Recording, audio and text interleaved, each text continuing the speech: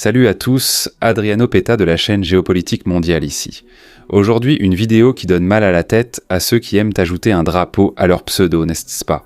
Surtout ceux qui aiment diviser le monde entre démocratie et dictature. Orient et Occident, G7 Occident contre les BRICS et ainsi de suite. Parce que c'est ce genre de vidéo qui montre que les situations ne sont pas si simples que ça. On n'est plus dans les années 60 ou 50 quand le monde était nettement divisé. Maintenant, les choses sont beaucoup plus désordonnées. Pour analyser, il ne faut pas être déterministe ni foncer sans réfléchir, il faut plus de prudence. C'est ce que nous verrons dans cette vidéo. Vous allez voir que la situation de la Russie impliquant Israël et l'Iran n'est pas aussi simple que cette division entre le bien et le mal, dictature et démocratie. Et, soit dit en passant, personne n'apprécie autant cette guerre que les Russes, n'est-ce pas? On disait que la Russie allait s'effondrer, manquer de munitions en 2 mois et se battre avec des pelles. Vous vous souvenez de l'histoire des puces retirées des machines à laver? Rien de tout cela n'est arrivé. Maintenant, c'est Poutine qui sourit. Cela signifie-t-il que la guerre est finie et qu'il peut en sortir vainqueur? Non, la géopolitique est une dynamique permanente. Les événements évoluent sans cesse et nous verrons dans quelques mois ce qu'il adviendra. Mais même en ce moment, la situation n'est pas très bonne pour Poutine. Mais avant cela, partage la vidéo avec tout le monde que tu connais et, si tu es nouveau, sois le bienvenu. Abonne-toi à la chaîne, active la cloche et suis-nous aussi sur Instagram et Telegram.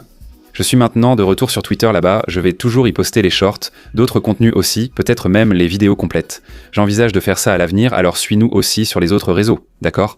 Pour donner ce super soutien à la chaîne. Et moi c'est Adriano Peta et voici la chaîne Géopolitique Mondiale. Salut.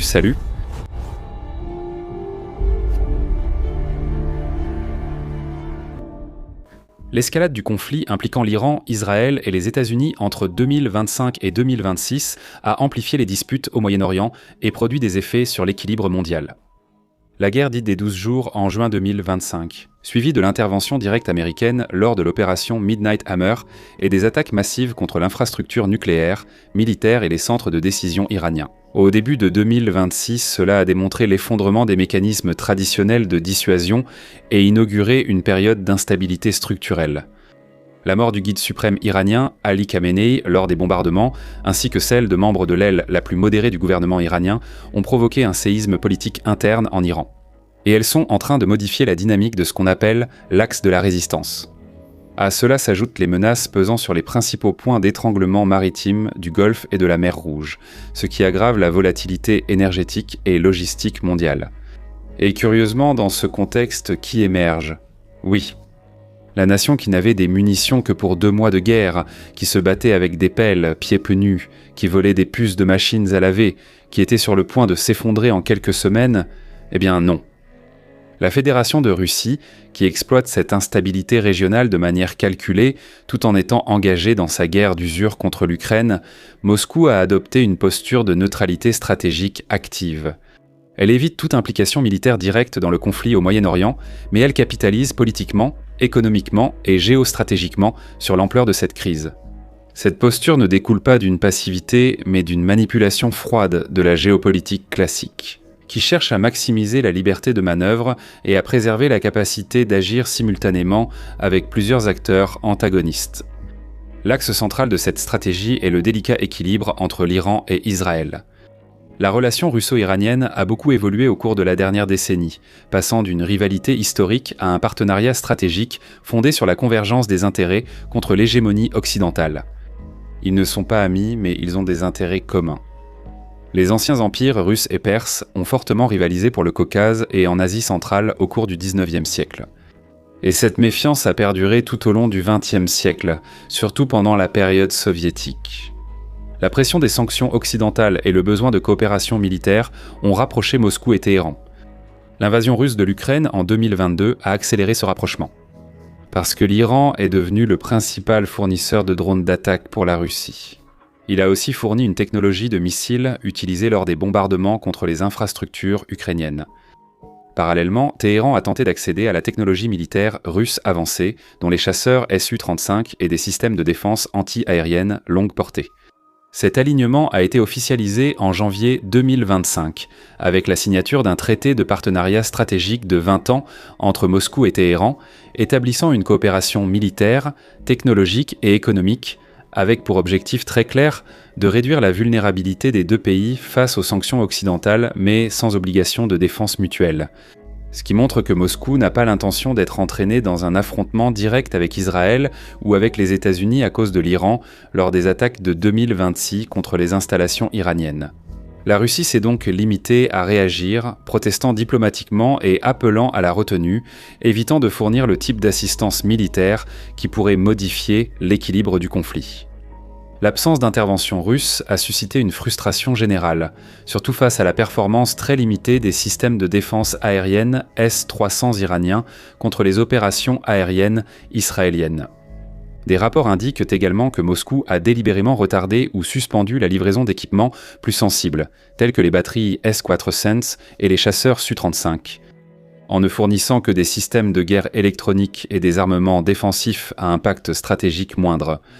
Cela et d'autres épisodes ont suscité de la méfiance, qui s'est manifestée même au sein de la garde révolutionnaire iranienne, où des accusations ont circulé selon lesquelles la Russie aurait facilité des opérations israéliennes en limitant l'action des radars dans les zones sous son influence en Syrie, ou même divulgué des informations iraniennes au Mossad.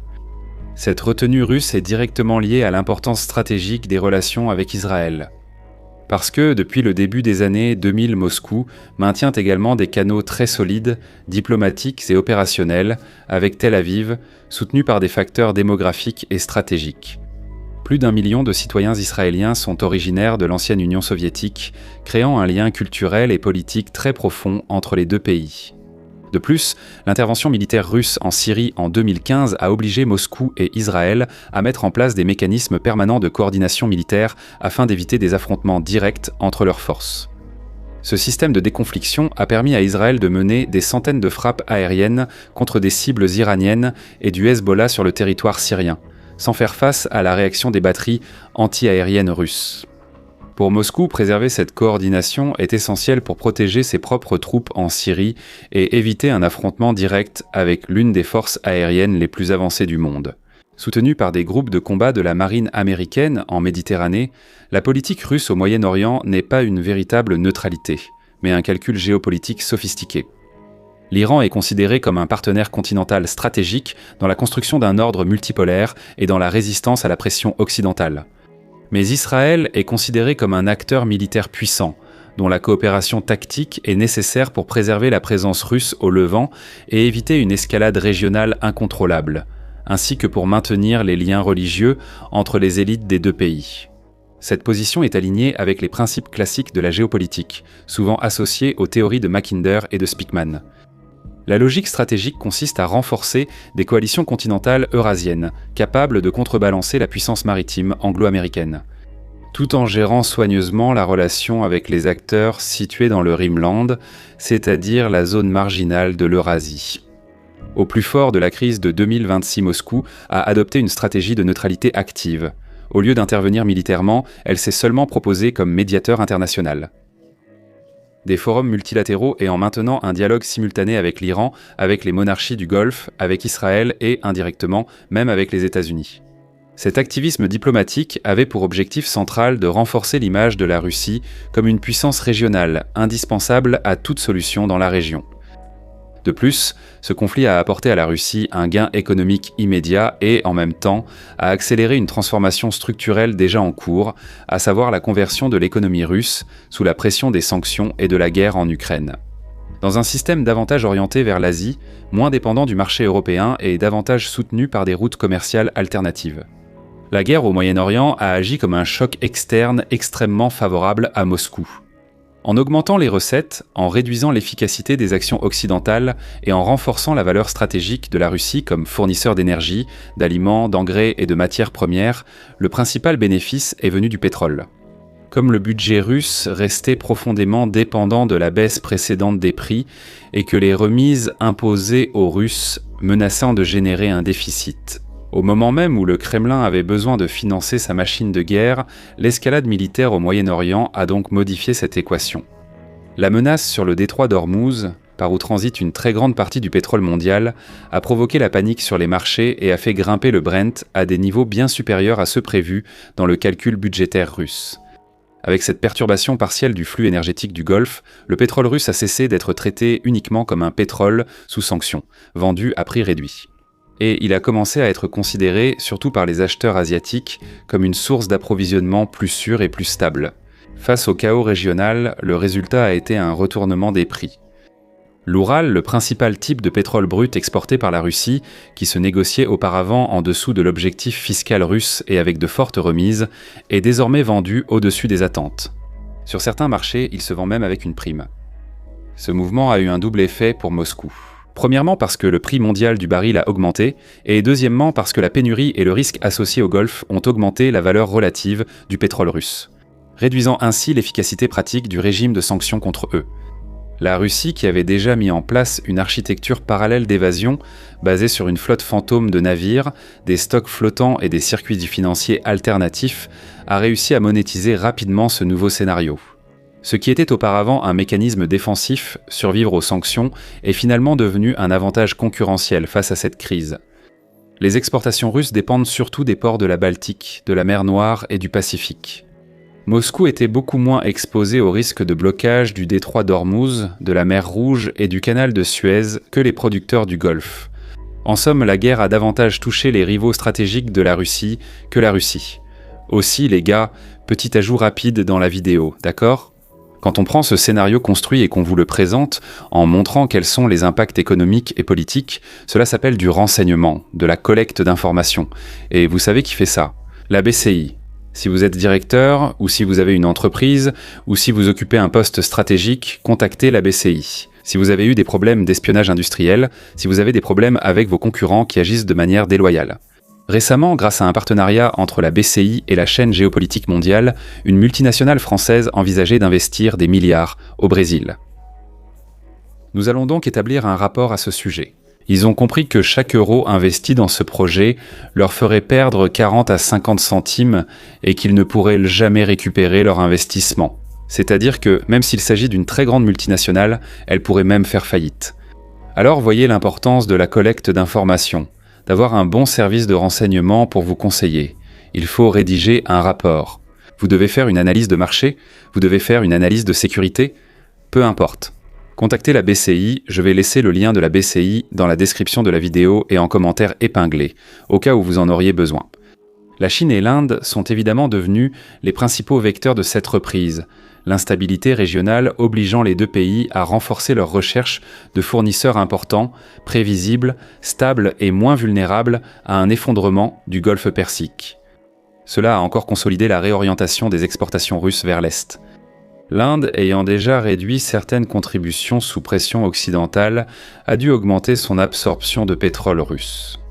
La Chine, qui transformait déjà la Russie en sa station-service satellite, a fini par approfondir sa dépendance à l'énergie russe, à la fois par commodité économique et par nécessité stratégique. Cette redéfinition des flux énergétiques a renforcé la position de Moscou en Asie et a, en pratique, vidé de sa substance la capacité de coercition économique occidentale.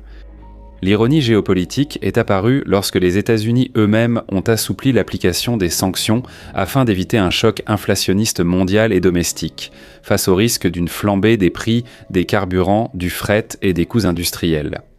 Washington a été contraint de tolérer ou d'autoriser temporairement les achats d'énergie russe par ses partenaires. Ainsi, la tentative de contenir les dommages économiques de la guerre a fini par bénéficier indirectement aux recettes russes, ce qui a mis en évidence un problème central dans les sanctions. Quand la sécurité énergétique mondiale s'effondre, l'Occident a plus de mal à garder sa discipline politique. Les gains russes ne se sont pas limités au pétrole. Le marché du gaz naturel liquéfié a également offert une autre opportunité très forte avec la réduction ou la menace de la capacité d'exportation du Qatar, l'un des plus grands fournisseurs mondiaux de GNL. Cela a alors créé des possibilités pour que la Russie augmente sa participation dans ce secteur, surtout auprès de la Chine. Cela a renforcé la logique d'une infrastructure continentale eurasiatique, en stimulant des projets comme Siberia 2. Ils ont accru l'interdépendance énergétique entre Moscou et Pékin et réduisent pour la centralité des routes maritimes soumises à la puissance navale américaine. La guerre au Moyen-Orient n'a pas seulement augmenté les recettes à court terme, mais elle a aussi renforcé des projets à long terme qui favorisent un bloc énergétique terrestre eurasiatique. En même temps, la crise a accéléré la valorisation de routes commerciales alternatives, en particulier le corridor international Nord-Sud. Cette voie logistique, reliant l'Inde, l'Iran, la Russie et l'espace eurasiatique, combine des transports maritimes, ferroviaires et routiers. Elle a gagné en importance à mesure que les routes maritimes traditionnelles devenaient un peu plus vulnérables ou plus coûteuses pour la Russie. Cela a déjà un effet économique profond, car cela réduit les coûts et raccourcit les délais de transport. Cela diminue la dépendance à l'égard des goulets d'étranglement contrôlés ou du moins influencés par l'Occident et intègre de manière plus organique son économie au marché asiatique. Le corridor n'est plus seulement un projet logistique, il devient central dans la nouvelle géographie commerciale russe. Cette réorientation a aussi favorisé la diversification des exportations. L'agriculture, les engrais et les minéraux russes ont trouvé une place de plus en plus importante sur les marchés asiatiques et sud-américains, en particulier, encore une fois, en Inde. Et les exportations agricoles ont fortement augmenté, les engrais russes occupant désormais une part beaucoup plus importante des importations indiennes, les minéraux accompagnant l'expansion industrielle du pays. Cela a aidé la Russie à réduire au moins partiellement sa dépendance excessive aux hydrocarbures, en élargissant la base matérielle de son insertion en Asie. Ainsi, la crise n'a pas seulement profité aux revenus pétroliers, mais elle a aussi poussé l'économie russe vers une structure d'exportation plus large et plus résiliente. De plus, la guerre permet à Moscou d'élargir sa capacité à protéger son noyau territorial eurasiatique. Épuiser le dispositif stratégique américain aux frontières de l'Eurasie, affaiblir la centralité du pouvoir maritime occidental et accélérer la formation d'un nouvel ordre plus favorable à l'axe continental Russie-Chine, avec l'Iran jouant le rôle de lien décisif entre le nord eurasiatique et le sud asiatique. Selon la logique macquindérienne, la Russie reste le principal occupant historique du Heartland, le grand noyau continental de l'Eurasie. Dans cette perspective, l'engagement militaire et diplomatique des États-Unis au Moyen-Orient a un effet stratégique précieux pour Moscou, parce qu'il a détourné l'attention, les ressources et la cohésion politique occidentale du front décisif de l'Europe occidentale. Et, au lieu de faire face à une alliance atlantique pleinement concentrée sur l'Ukraine et sur l'endiguement de l'espace russe, désormais, le Kremlin opère dans un environnement où l'attention américaine s'est dispersée sur la rive sud de l'Eurasie. Le Moyen-Orient fonctionne comme une soupape de décompression géopolitique face à la pression exercée sur le Heartland, permettant à Moscou de consolider ses positions, de gagner du temps et de réduire l'intensité relative de l'encerclement occidental. Selon la logique de Speakman, un autre géopoliticien classique, le gain russe réside dans l'usure de la capacité américaine à contrôler le Heartland, cette zone périphérique et marginale de l'Eurasie où se concentre la population, les ressources, les infrastructures et la capacité d'endiguement. Et justement, le Moyen-Orient est l'un des secteurs les plus sensibles du Heartland, et son instabilité finit par éroder précisément l'infrastructure des alliances, des bases, des flux logistiques et de la légitimité politique. Soutenez la présence américaine.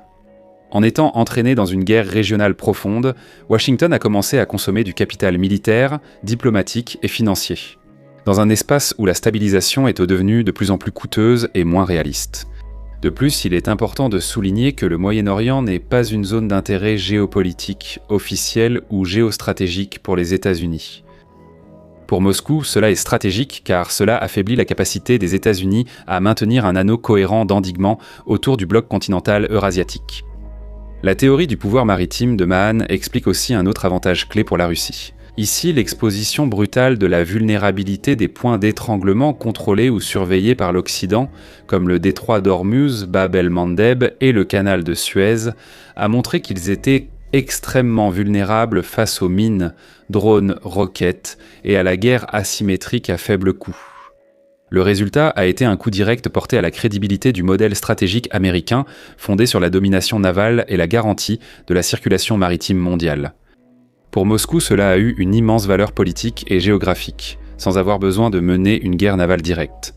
La Russie a vu se renforcer le récit selon lequel les routes terrestres eurasiennes, les corridors continentaux et l'intégration physique entre la Russie, l'Asie centrale, l'Iran, l'Inde et la Chine. Des alternatives plus sûres que les artères maritimes, vulnérables au chaos et à l'interdiction. Sur le plan militaire, le conflit a créé un scénario à somme nulle pour les arsenaux occidentaux. La défense d'Israël, des bases américaines dans le Golfe et des infrastructures énergétiques régionales à consommer des systèmes et des intercepteurs de grande valeur qui auraient pu être envoyés en Ukraine. Et cela profite à Moscou. Indirectement, la Russie a réduit la capacité défensive des Ukrainiens, tandis qu'elle augmente sa production nationale de drones et de roquettes, maintenant ainsi sa guerre d'usure. Cette redistribution des ressources a également révélé un problème structurel pour les États-Unis. La difficulté de soutenir simultanément des engagements militaires au Moyen-Orient, en Ukraine et dans la région si précieuse de l'Indo-Pacifique, avec des Sud-Coréens et des Japonais indignés par le retrait des missiles THAAD de la péninsule sud-coréenne. Cette surcharge stratégique dans laquelle les États-Unis se sont placés, en donnant la priorité à Israël, est devenue plus visible, ce qui a fini par favoriser la stratégie russe d'usure et de dispersion de l'attention occidentale. Eh bien les amis, j'espère que cela vous a plu. Si la situation est si mauvaise, imaginez à quel point elle l'est pour ceux qui mettent un petit drapeau dans leur pseudo et choisissent un camp à soutenir. C'est pour cela que je vous dis, ne soutenez personne, préoccupez-vous seulement de la vérité.